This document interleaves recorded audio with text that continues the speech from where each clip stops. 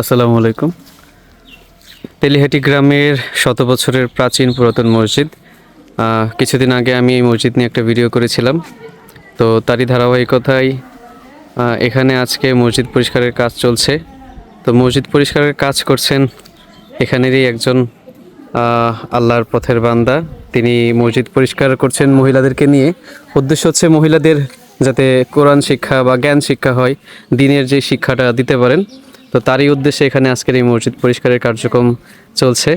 তো এখন আপনাদের সামনে আর কি এই কাজের বিস্তারিত কিছু উনি বর্ণনা করবেন, কি উদ্দেশ্যে আজকের এই কাজটা আমরা ওনাদের কাছ থেকে জানতে চাইব। উদ্যোগটা হলো এজন্য যে আমি আসলে দিনের কাজ করি, যে দুনিয়ার জমিনে কিছু করে যেতে চাই।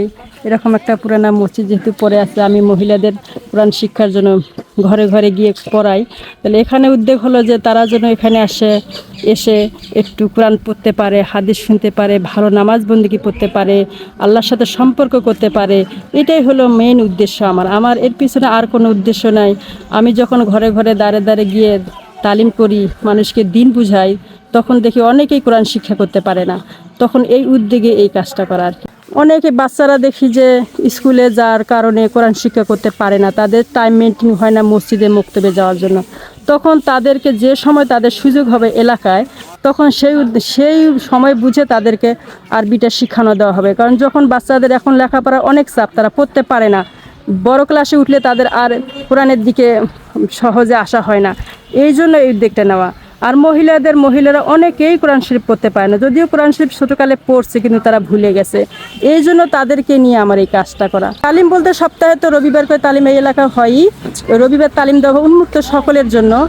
আর হলো প্রত্যেক দিনে তাদেরকে পড়ানো হবে। মহিলাদের এক সময় পড়ানো হবে, বাচ্চাদের এক সময় পড়ানো হবে। আচ্ছা, বাচ্চাদের এক সময় মক্তব পড়াবেন আর মহিলাদের একটা সময় মক্তব পড়াবেন। হ্যাঁ। অর্থাৎ বাচ্চা থেকে বয়স্ক সবাইকে এখানে আপনারা কোরআন শিক্ষাটা দিবেন।